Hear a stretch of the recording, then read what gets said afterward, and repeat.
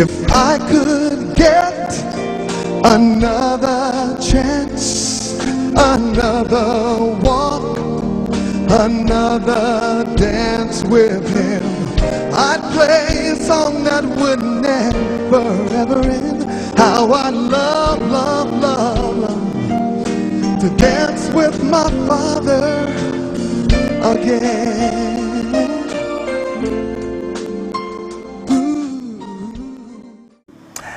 Hello everyone and welcome to Father's Own. My name is Mr Ken Ofori. Our guest on the show today exemplifies what we casually refer to as the Ghanaian success story. Originally from Chebi, he was born in Kumasi, had his basic education at Achimota School here in Ghana, went on to have a first degree from Columbia University in the USA, and later on an MBA from Yale University also in the USA. He left behind a lucrative career on Wall Street in America to come back home and contribute his quota towards nation building. Today, he is the executive chairman and co-founder of Databank Financial Services Limited, Ghana. Our guest on Father's Own today is Ken Ofori Atta. If I could get another chance, another walk, another dance. Sir, welcome to Father's Own. Thanks, Adam. It's good to be here. Appreciate the opportunity.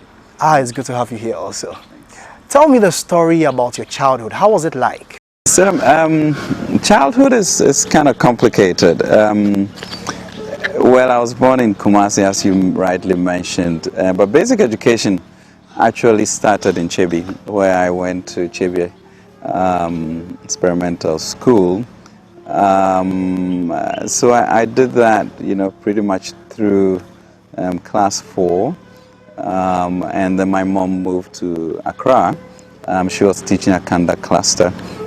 So over that period of time, did Kanda cluster, did Kaneshi cluster, did Newtown experimental, and then when Dad came from Canada, he asked that I move in with him and his family in Legon, and that's what took me to Legon Primary, which didn't really change sort of the opportunities that one had. Legon Primary to Achimota Primary and Achimota Secondary, and that constituted sort of the formative educational experience that I had. Judging from your success today, it's easy for one to assume that you grew up with a golden spoon in your mouth. But I know there's an interesting story surrounding the circumstance of your birth. Can you share that with us? True, embarrassing, interesting, but I think it's a reality that maybe a lot of Ghanaians also have.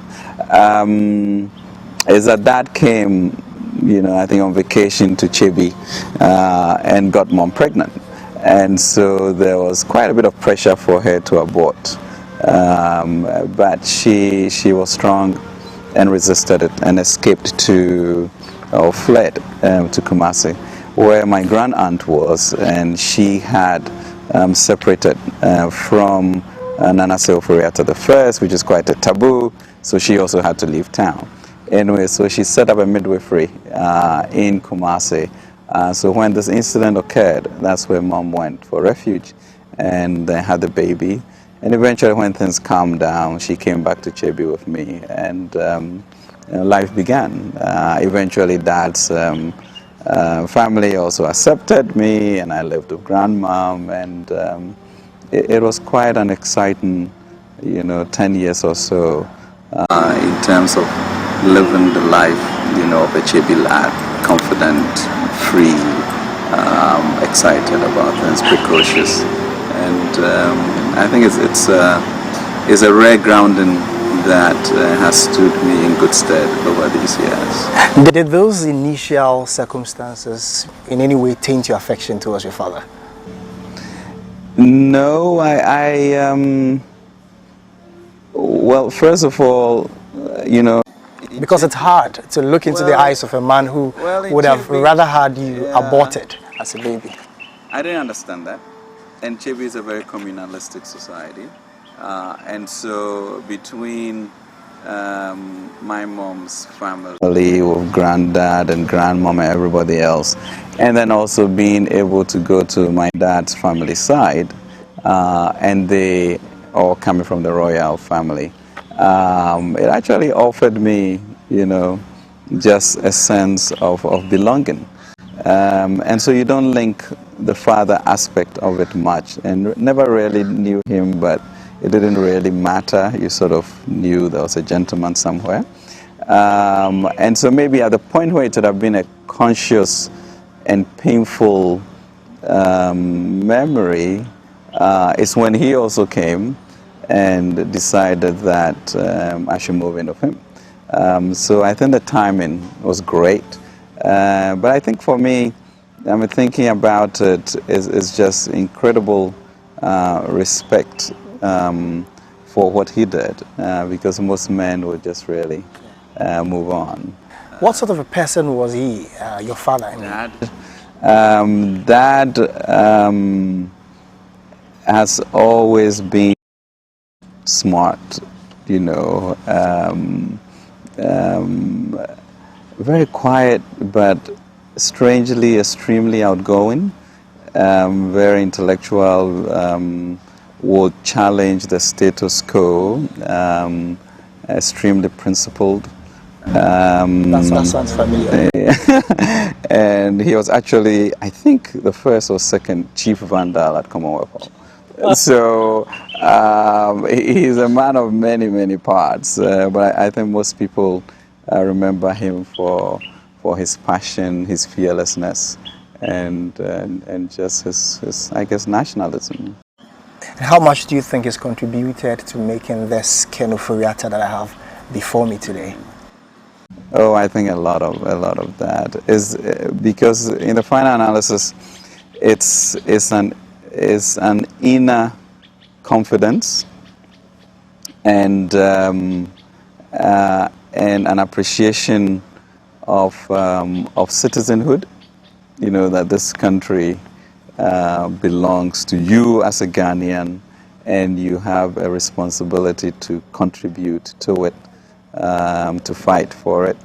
And it's, I guess it's a DNA that sort of resonates through the family, because that was a family that has 3 of the big 6 coming from them. And these were not people who sought riches. You can't think of Pauli and think of money, or J.B. Dankwa or Akufo-Addo. You think more of the fight that they fought for country. So I guess a lot of that comes from Dad in terms of service. Speaking of DNA and having so many of the big 6, the giants coming from your family, do you sense yourself drifting more away from the corporate business personality that you are into a more political figure sometime in the future? Not really. I think enough of the family have done that. There must be other things one can do, and there are ways to demonstrate service to country, and maybe this is my purpose, but not to say that one would not be vociferous and clear on policies and agendas. Because I think the private sector should be a lot more courageous than it has been in the past. But the private sector should also show a way that there are many more ways to make money than being a politician. So maybe my purpose will be different, but still in a direction in which we create, a Ghana that we believe in. You've been extremely successful at what you do. Your name, Ken Ofori Atta, goes before you. But SASA sometimes tends to be a good excuse also to stay away from the family. You're a proud father of 3. How do you manage both worlds? Having to be very successful at what you do and committing time to it, and spending time with your children. I think they can be complementary. It's difficult because after all we all have 24 hours. But in the end it's an issue of priorities, because in the end what do they say? That's Ken and Angie's son. they'll forget about all the other things. So it is. So you have to invest in the children, and I think we have been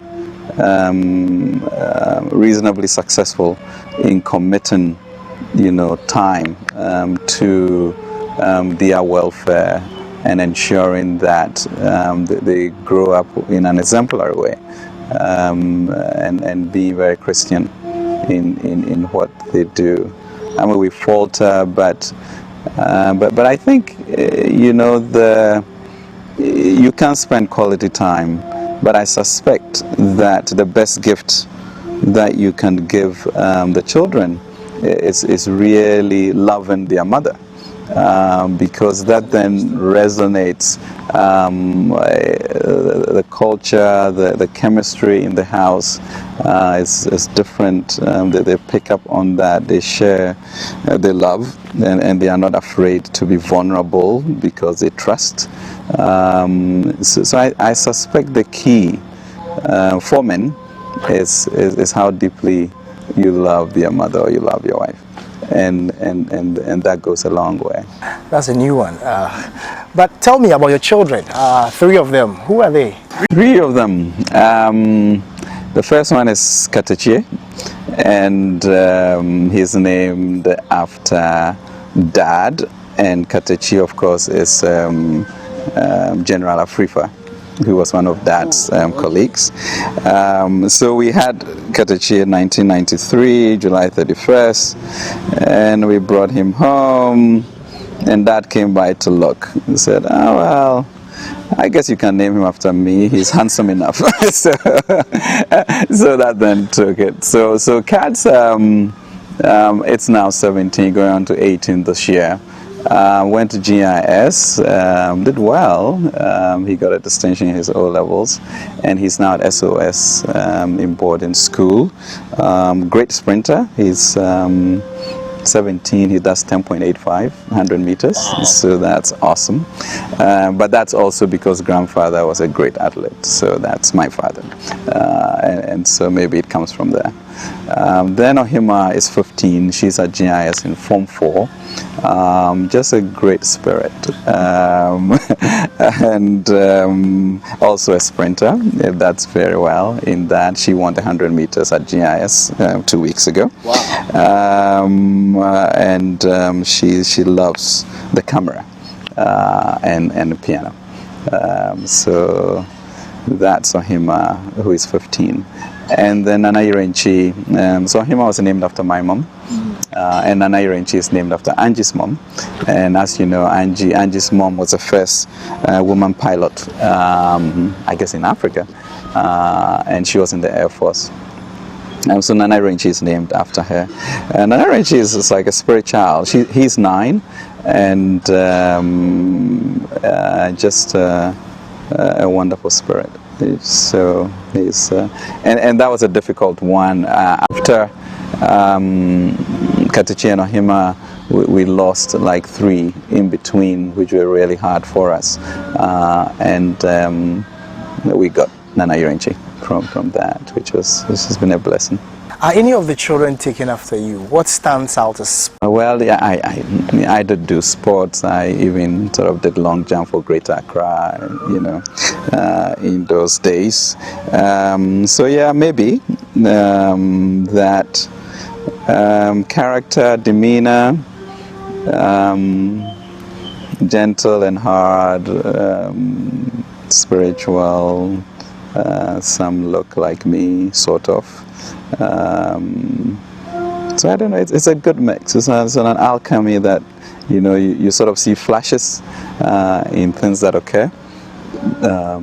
So we are blessed, we are healthy. When I came in earlier, I saw you in this crucifix pendant. Are you a very religious person? I am a Christian and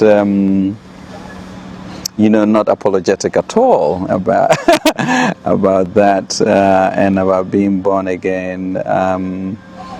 I just think it's a great lifestyle. I mean, there's what is it you have that is not being given to you by the Lord? And so how then do you steward whatever opportunity or gifts that you have in such a way as to give back? But it rarely occurred in terms of Angie and I taking Jesus as our personal savior after we had sort of lost 3 of the babies, you know, and Archbishop Duncan Williams gave us Bishop Bula to help us, you know, go through this pain. Bishop Duncan Williams, action. Yeah, we didn't even go to that church, and that was quite impressive that he cared to do that. And he was not a very close friend, but we happened to have met, and so that happened. But prior to that too, we had some friends, Ralph and Chris Sutherland, who were sort of helping to push us in that direction. So yes, we love our Christian life. Shortly, I'll be asking you how important that has been to your family, especially in raising your children. But we'll take a commercial break now. I'll be asking that question when we return. This is Father's Own. We'll be right back. Fathers are a great source of strength for their children. Their children perceive them to be knowledgeable, affectionate, and a central figure in the family. They are to their daughters the first men they fall in love with and adore, and to their sons the strongest men they know, who they aspire to become. If God has blessed me with children, the least I can do is to invest in them my time and of course my resources to also give them education so that they can become even better than I have become. On Father's Own, we celebrate our guest dads as they in turn celebrate their fathers. My father was a genius, man. He was a true hustler too. You know what I mean? My father made ends meet. It was the point they called me Palestinian. All in my own house, you know. A rebel leader. If you are able to cater for your children, in future when you grow old, your children will also take care of you. Join Mr Ken Ofori on Father's Own. If I could get another chance, another walk, another dance with him, I'd play a song that would never ever end. How I love, love, love, love to dance with my father again.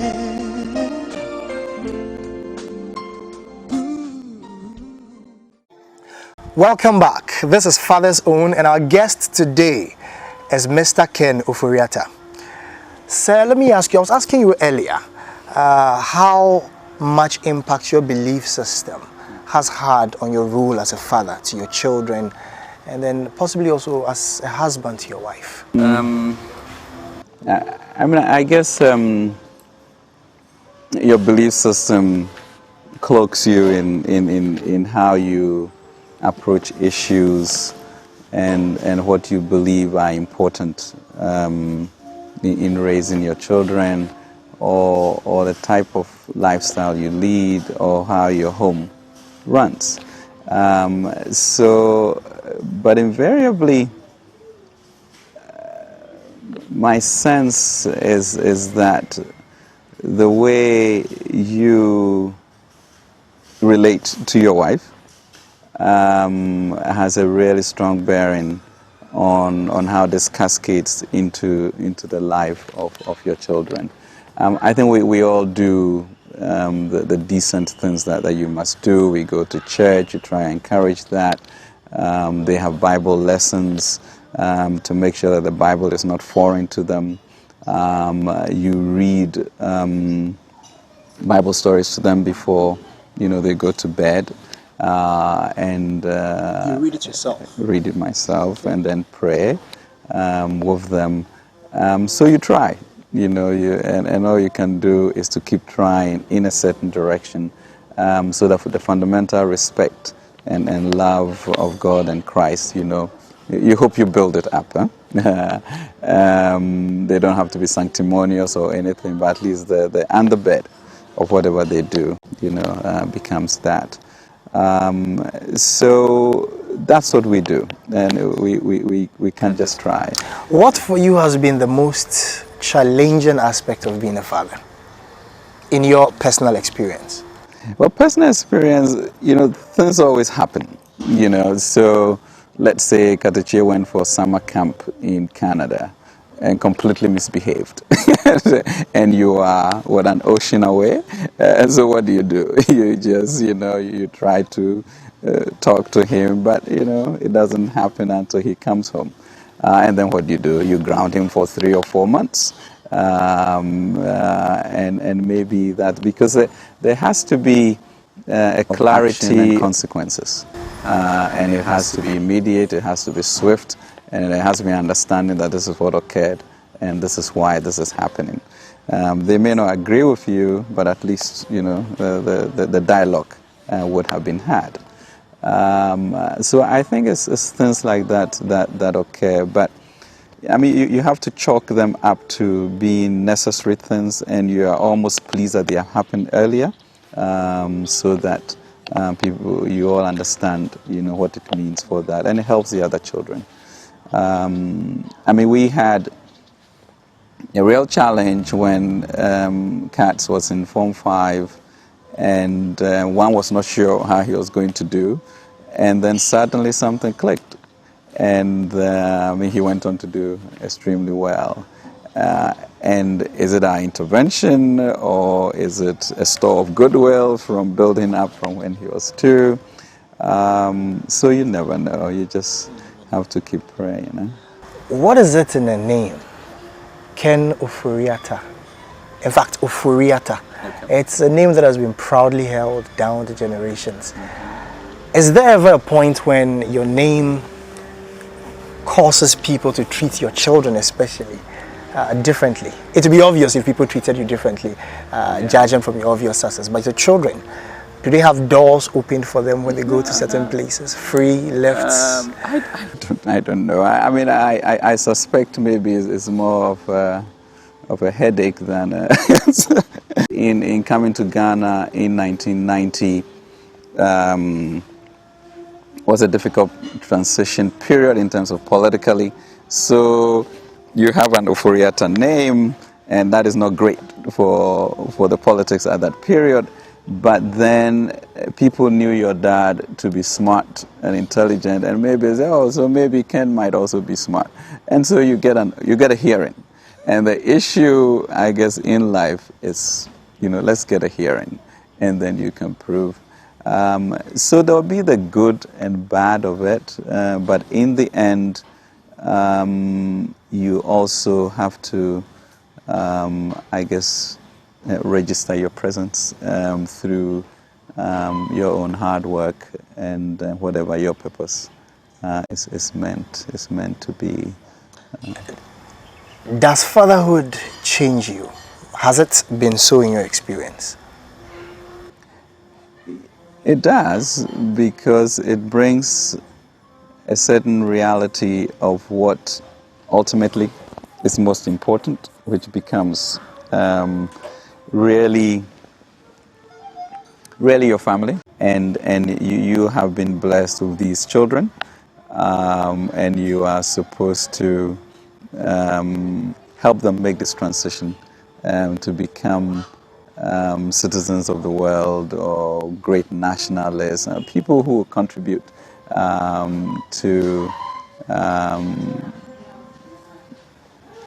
Ghana or to the world. And so I think that's an onerous responsibility. Do you wonder sometimes who they would turn up to be if they grow up and have to be in your position, for example? Yeah, I mean, I've tried to imagine it, but the only thing that I've tried to do is to say, how do you give them a foundation so that they can be whatever they want to be? Because I'm not sure they necessarily want to be in banking, but whatever it is that they end up wanting to be, how well they do it, and in doing it, how they encourage and demonstrate, love and service So I think that's key. You're the executive chairman of Databank Financial Services Limited, Ghana. Tell me about you. You are very successful, or have been successful so far. How has the journey been like for the company and for your role in it as a co-founder? I think we've just been remarkably blessed, because when we started the journey in 1990 with Kelly Gajepo and James Akpo Togbe Afede, I don't think we had any clue where this thing was going to lead to, except there were three young people who were very excited about doing what they know how to do, and also were not constrained in trying to live beyond their means. And so we actually started with one room somewhere in Cantamanto, whilst our colleagues were the senior managers and bankers in their, BMWs and Audis, and we were taking taxis. But we were really excited about the whole issue of capital markets, which was new, and there was nothing of it. And also being sort of the first wave of Ghanaian diasporans who were coming back, whether we could survive it or not. And thank God, one brick at a time, we have built it to where we are at today. Is it your proudest achievement so far? No, I think really the marriage that Angie and I have, I think it's just phenomenal, and that for me is a foundation to sort of all the other things that happen to happen, because in the end that's really it for me. I think your confidence and your very gentle, sober self reflective in your environment. A while ago, I saw your wife practicing on the sax, and that's quite refreshing, especially for her also to be serving in a very national capacity. Is that a general life that you live as a family here? We do. I mean, I think and I mentioned at the beginning, you recognize that all this is a gift, so you didn't create it. And once you get into that paradigm, you then steward whatever you have in as responsible a way as you can. And obviously, stewarding means that it's not yours, and you happen to have been a vessel through which these things are being passed. So how do you live that life, at home, at work? So you have a certain seamlessness, and you are not schizoid in your behavior, home, family life, work life, national assignment. There's a consistency, and people know you for whom you are.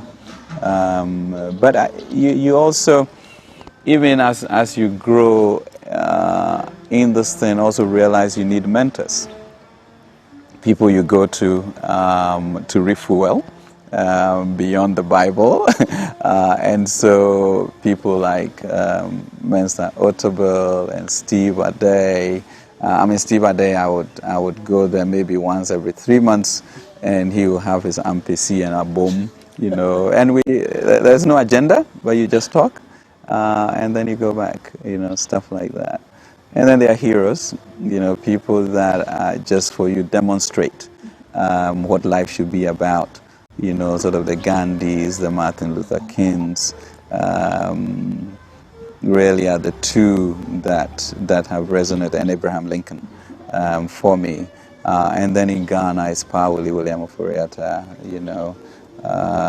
who just for me exemplifies what nationalism is about, how to create a system of governance that is inclusive of everyone, and a deep passion for education and agriculture as a means of transforming, our society. Someone who did not hide his Christian beliefs and stood by it till death. Huh? So you see people with greater shoes who are achieving great things and are humble and are constantly giving. So you hope you can be that to your children, and by the way you behave and you engage them, give them enough quality time, they would also build that and be the purpose-driven people that we hope that they become. Let me take you slightly back in time while you worked at Wall Street, on Wall Street as a businessman. What is it that takes a man off Wall Street to come to Ghana? I'm sure that was sometime in the 90s where infrastructure-wise this country wasn't exactly the most attractive destination.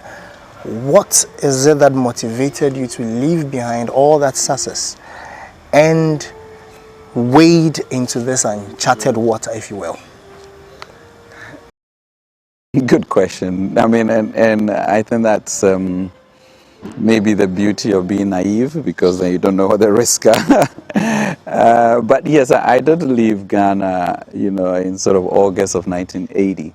And my first trip back was April 1990.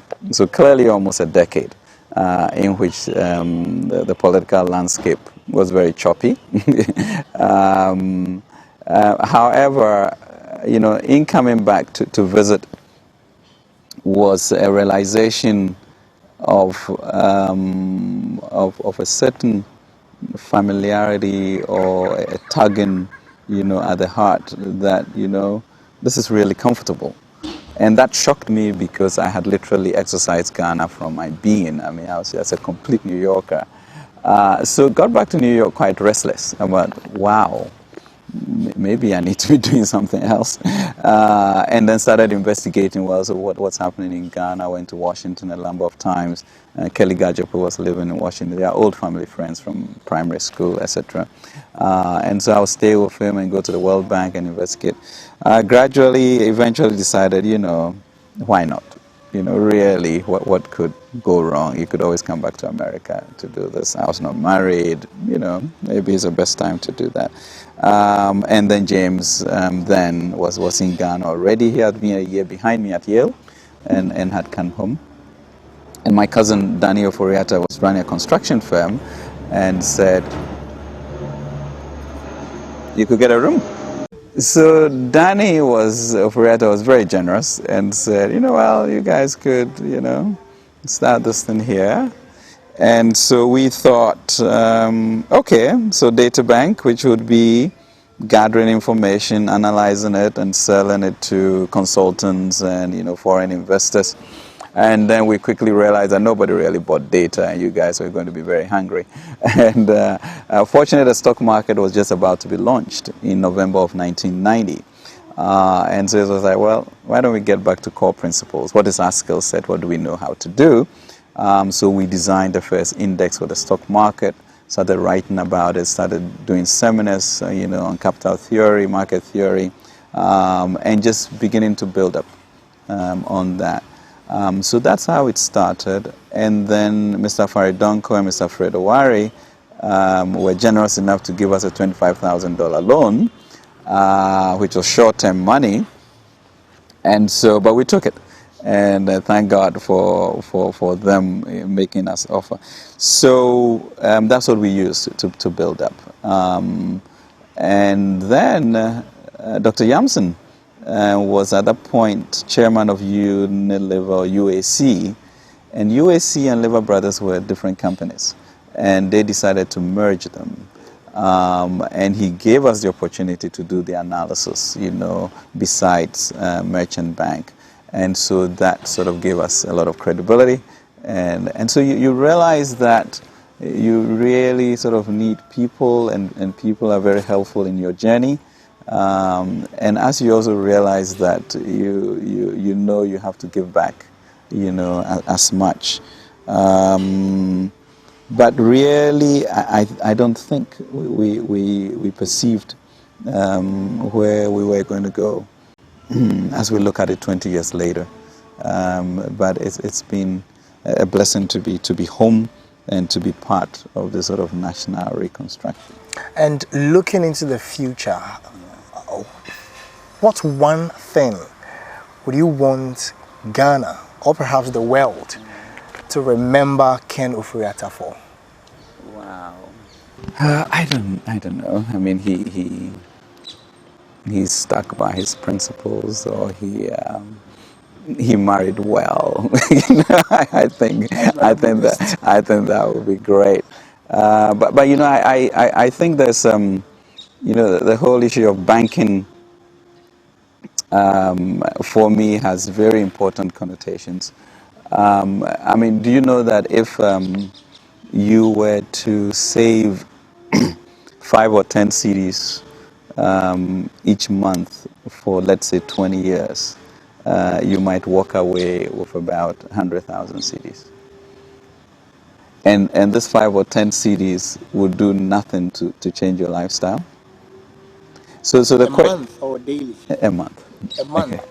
So my question really for me as an agenda, something that should be evangelized, is that poverty to a certain degree is a choice, not the hard poverty.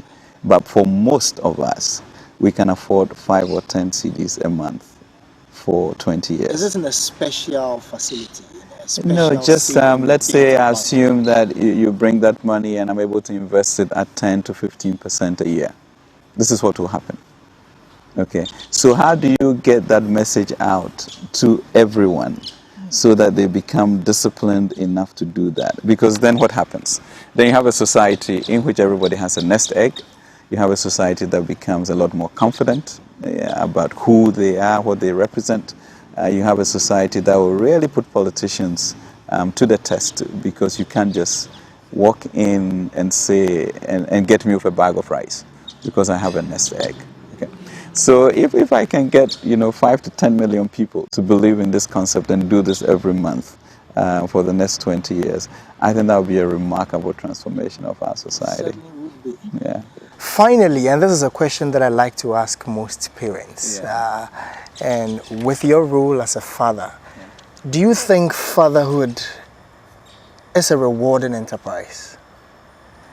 At the end of the day, does it count? God, I mean, I think it's just an amazing opportunity to help with God's image in people, which are your children, and with that, for me, is also a wife that you will be loving, and I think if we build those sort of core foundational sort of nucleus family love, you build a greater society. You know, a society that we care and that we serve. And so fatherhood is key. I mean, Dad's decision that I join them in their home is what has created, you know, this being called Ken. And so fatherhood is precious. And all of us as men, irrespective of how these children emerge, I think if we stand strong and responsible and take care of business, we'll just build a wonderful society.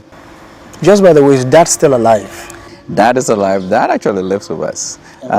So Mom passed, some 5-7 years ago. But I hope she lived to see at least a glimpse of what you have become. Some of it, but you know, Ken is Ken, Sunanayao, you know, nothing has changed. But that is it. So we live in a house in which we have the 3 generations, where Dad and Angie and I and the children. And I think that's such a blessing for all of us to see how we do this transition and what our different roles become. So it's good. God has been good. How did you feel like when you first held your first child in your arms? Sedum, that's, wow. That was 1993, July 31st. First of all, let me tell you, the water broke, and so we had to rush to the hospital. and we lived in Ridge, and the hospital was in Domi, which is Dr. Mahama's clinic, Superior Clinic. So that's quite a distance. Anyway, it was in the morning, so okay, we got in, moved. Then we got to Kaukudi Junction, and the traffic light was red. So silly me, of course, I stopped, and I got the biggest knock from Angie. What are you stopping for? It's 6 a.m., you know, we have to have a baby. Anyway, we got there. But I think the miracle was really before holding the baby, which is to be in the delivery room to actually see a human being being born. Well, you know, you have to share in all of these things. A friend tried it and collapsed. He was admitted in the same hospital. Yeah. So that really is just a miracle and just the power of God as you see a human being being created. And then, of course, holding the baby, you know, was maybe an additional complimentary thing. But actually seeing a baby being born was just something else. Huh? If you were to have just a word or a sentence to say to your father, what would that be? Said nothing more than just thank you, thank you, thank you. Also, you wrote a book. It's quite popular now in Ghana. Tell me about it. The book is Leadership, Entrepreneurship and Values is the title. Leadership, Entrepreneurship and Values, yeah. And it is sort of a compendium of speeches I have made over the past 20 years, you know, since coming back. Because I think these three pillars represent, you know, important foundations for us to build our nation. The crisis of leadership is real. We see it everywhere, not only from politics, but in journalism, in banking. Are we really pushing the envelope to create a value-based society? And that's fundamental. I think if we do that, we will have a much better society than we have today. Entrepreneurship, you know, goes to the whole concept of risk-taking and being less dependent on either donors or government, etc. And having that confidence as a Ghanaian to venture out, you know, to create something new and to add to the development of society. But all of that, you know, your leadership and your entrepreneurship, if it's not undergirded by strong values, the values construct, I think it breaks down easily. So the book, you know, just looks at a number of ways in which these things have occurred in my life, in the life of Databank, these 20 years, and a call to arms that we just, a country with a manifest destiny for greatness, we should believe it, we should think it, and we should just do it, and that we can do it. Yeah. You get a sense that the rather unforgiving environment for an unsuccessful entrepreneur in Ghana is one thing or a factor that discourages many from being very ambitious and, as you said, to take risks. Yeah, it's possible, but I mean, I think globally more companies fail than companies that survive. So, you know, except that we can make things a lot easier. We need better infrastructure. We need to somehow find a means of getting long-term capital to support people to build their businesses. We need mentors and business incubators. You really need a very deliberate policy by government also to change the landscape. And maybe our curricula at the universities should infuse a little bit more of risk-taking and entrepreneurship courses so that people don't feel like they are out to sea when they venture on these things. But when we look at what we have been able to do, even us, we feel quite strongly that a lot more people can do even more than we have been able to do.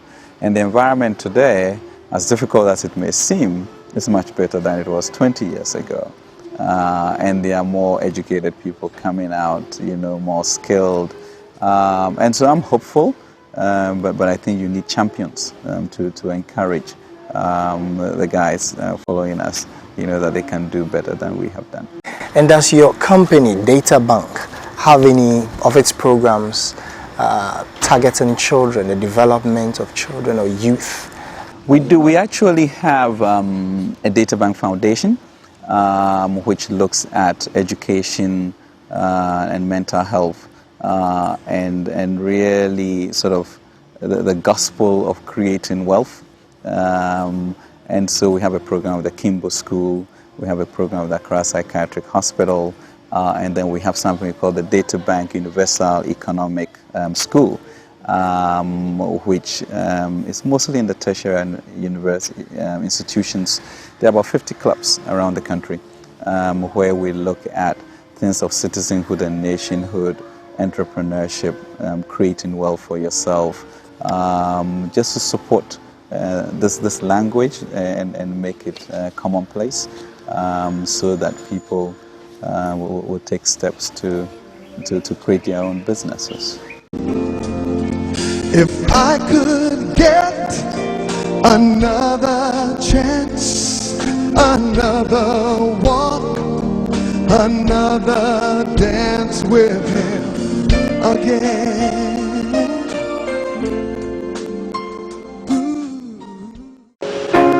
Back when I was a child,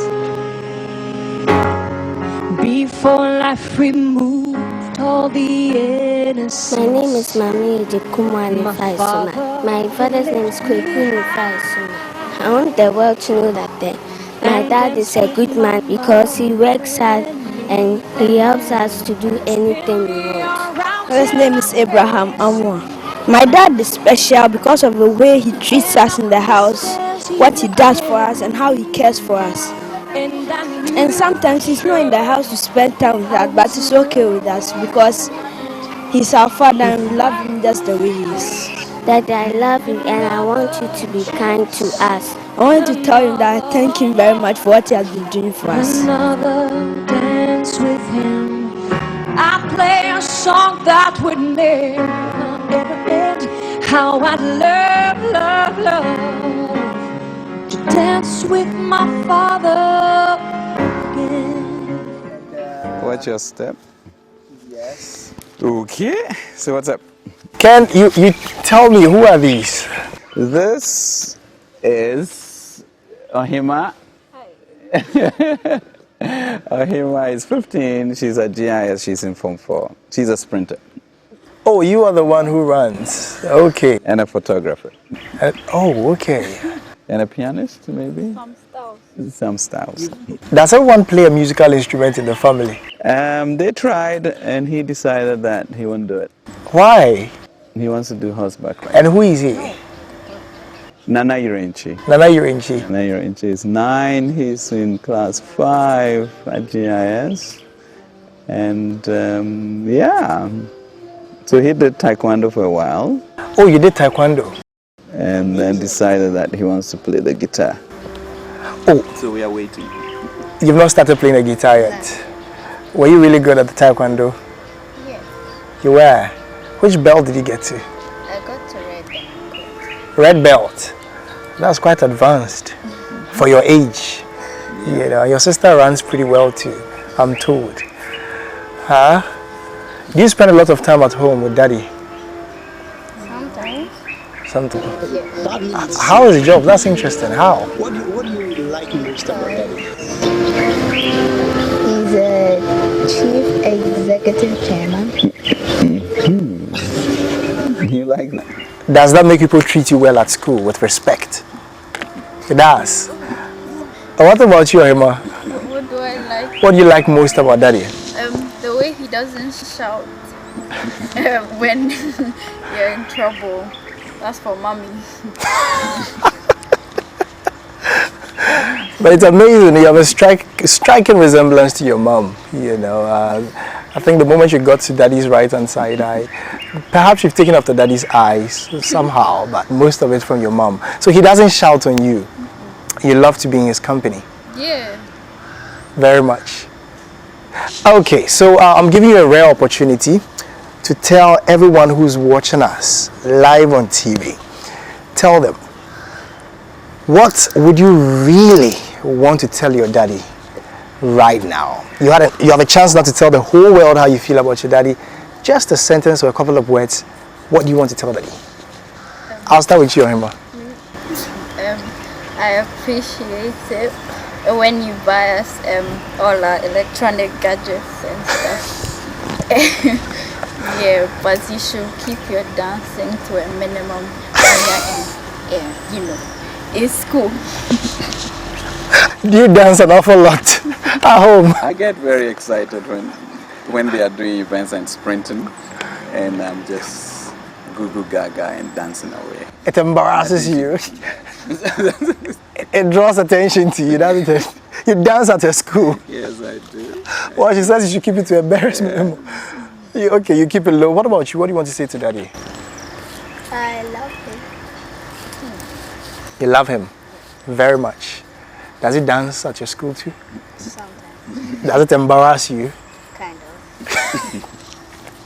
Anyway, there you have it. I think they're unanimous in the view that you should keep your dancing to the barest minimum, especially when you're in your school. Wonderful children you have. And I think the quality of person you are exudes. It shows in these children who are around you. You're really laying the foundation for many more Ken Ofori Attas to help develop this country. I'm truly very proud of you. Thank you, Sadam. It's been wonderful speaking to you, Ken Ofori Atta. Thank you very much. Thanks for speaking to us on Father's Own. Okay, and thanks also for speaking to us. Yes, Elohima. And you do good at school, okay? Your daddy will be very proud of you if you turned up to be another great Ken Ofori Atta, and I'm sure that's going to happen. It runs in the family. Anyway, this has been Father's Own. My name is Sedem Ofori. We've been speaking to a great personality, Ken Ofori Atta, co-founder and executive chairman of Databank Financial Services Limited, Ghana, and of course, a proud father. See you again on Father's Own next week. If I could get another chance, another walk, another dance with him, I'd play a song that would never ever end. How I love, love, love, love to dance with my father again.